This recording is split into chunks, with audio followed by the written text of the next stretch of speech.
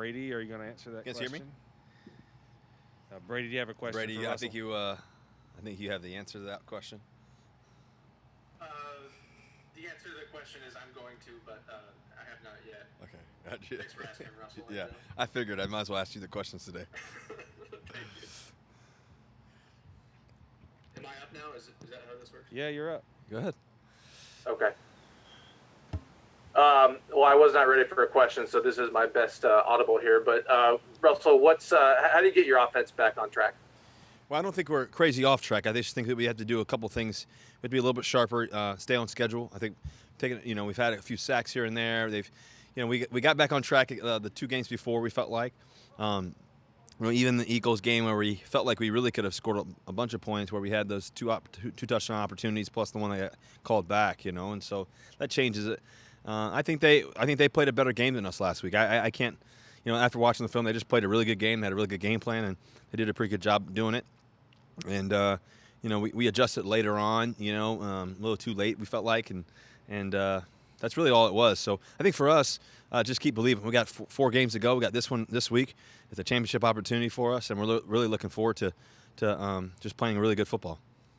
The center quarterback exchange issues that you had, is that just a matter of just kind of trying to get dropped back too early, or what happened on those? It was a new play for us. We kind of had it in, and I think, Post is going hard left, and I was trying to go out of there and everything else. So it just we just missed it. So I think that it won't happen again. AJ? Hey, Russ. So one of the things that Shadi sort of talked about a little bit earlier today is that it's almost like maybe correct me if this is the wrong phrasing, but it's almost like a relearning, because the way the offense was working the first 5 weeks or so, it was a lot of offensive, like explosive plays.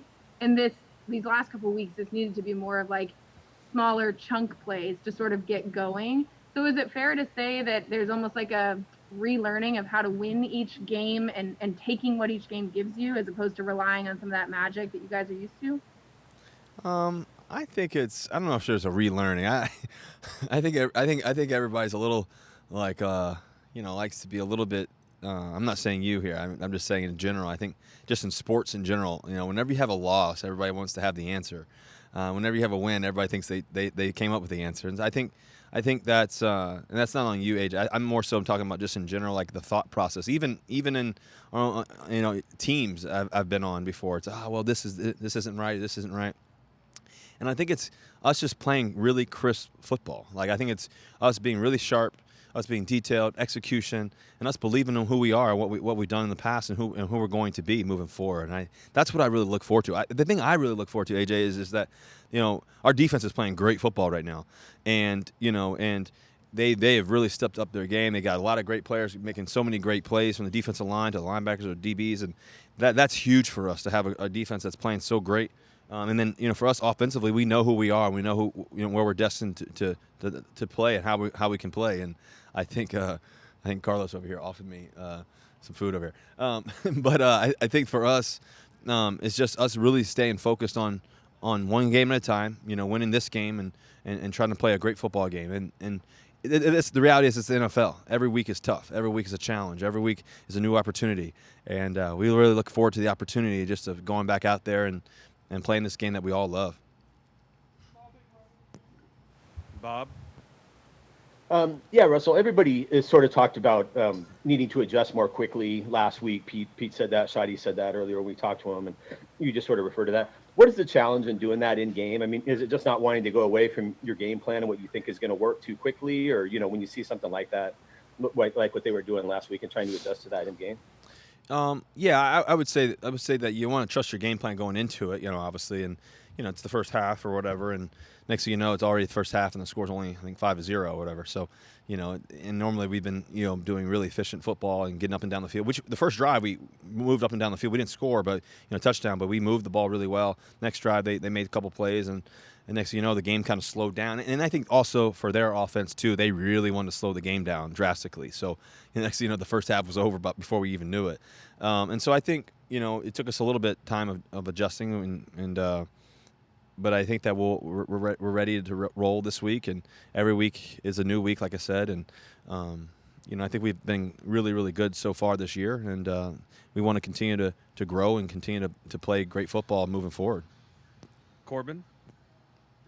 Hey, Russ. There's been a couple games here recently where it seems like opponents, this is kind of going with the adaptation thing, but it seems like opponents are playing a lot more of that two deep safety look. The Giants were sprinkling in some free cloud, and you guys have had a couple games where it's really been a struggle to get those explosive plays and maybe trying to force the issue a little bit. Moving forward, what has it been about those type of schemes that's been difficult for you guys? And do you think maybe there were just a lot of missed opportunities for the short passing game on Sunday? Well, I think at first we were, we had a lot of plays that were called deeper down the field, and then, in the second half, third, fourth quarter, we really started adjusting and, to what they were trying to do. And they know that we have, great receivers and guys who can really get down the field. So their objective was to slow the game down. And I think every team plays it different, right? And so that was their plan that week. So I think for us, it's now that we've experienced that. We did that. We had kind of saw that, I think, last year or 2 years ago when we played Minnesota. I can't remember what year it was, but I've played Minnesota so many times. But I know they tried to do that one time, but then we rushed. We ended up adjusting and we went rushing for a bunch of yards and doing some cool things. I think.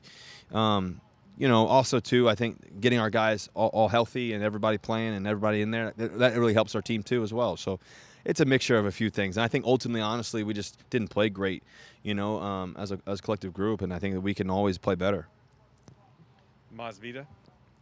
Hey, Russell, you're not one for personal awards, but just being nominated for the Walter Payton NFL Man of the Year award, what does that mean to you, just in terms of what you're doing to be recognized for that? Yeah, I think it's a really cool award. Obviously, my dad, my grandfather, they used to talk about Walter Payton all the time.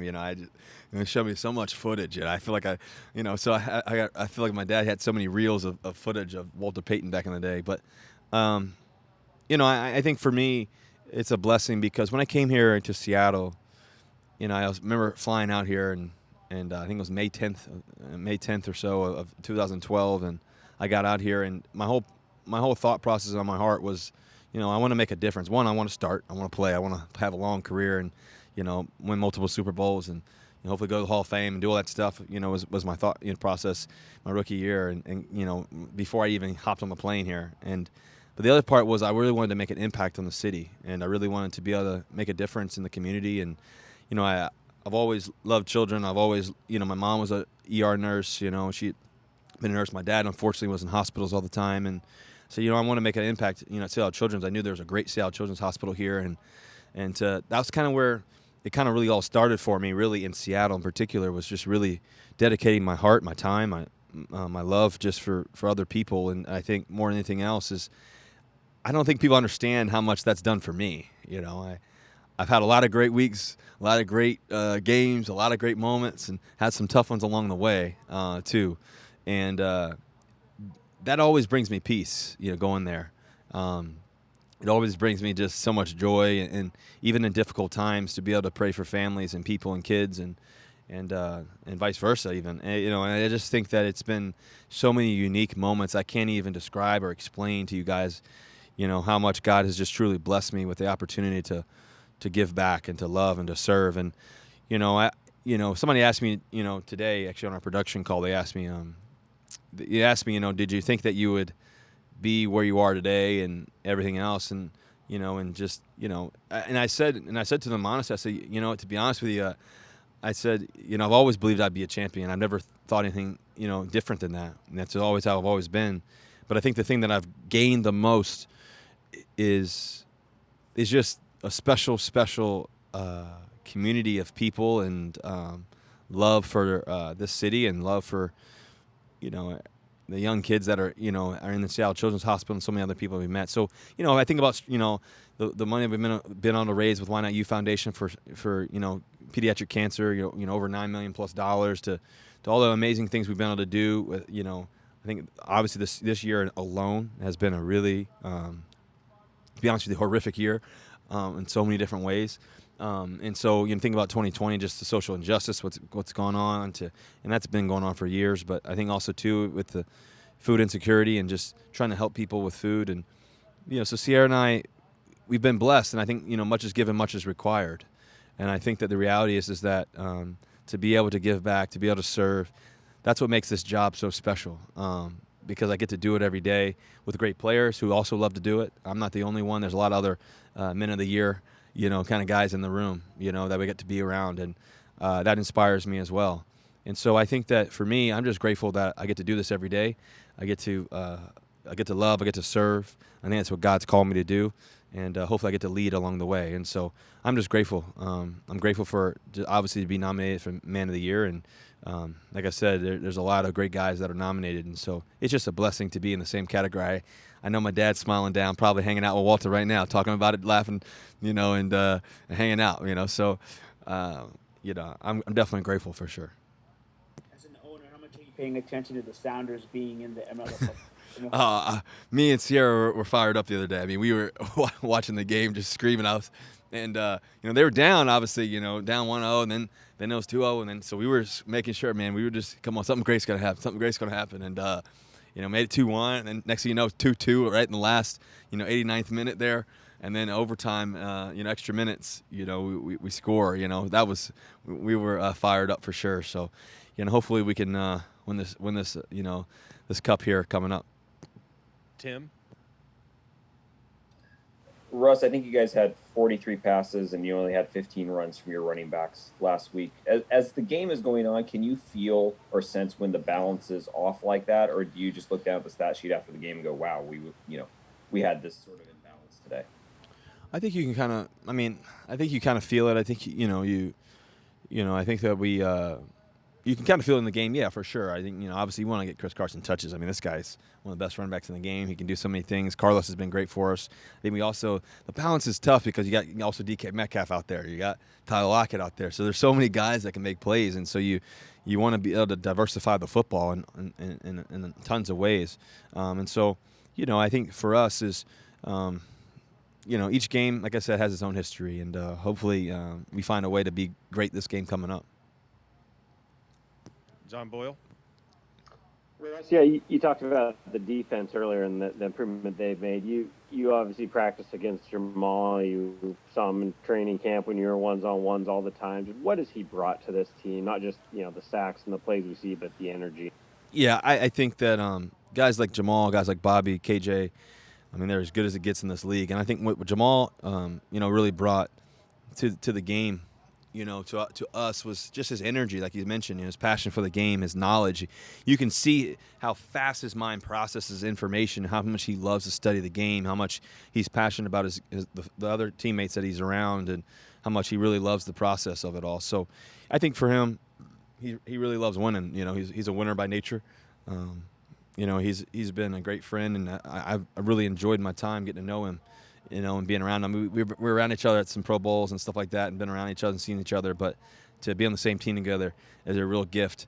And just watching him play, it's one of those things you got to get up out your seat and watch him, because he's going to do something special. I think guys like him, guys like Bobby, they're defensive player type of year, award type winners, and so to have two guys like that making the kind of plays they're making consistently, like they have ever since they've walked on the field, I think that's all they know, And they're just great teammates. But I think Jamal has been an amazing addition to our football team for sure. Michael Sean? Hey, Russ, of all the things you've accomplished in your life, what's the thing your dad would be most happy about that you've done? Oh, man.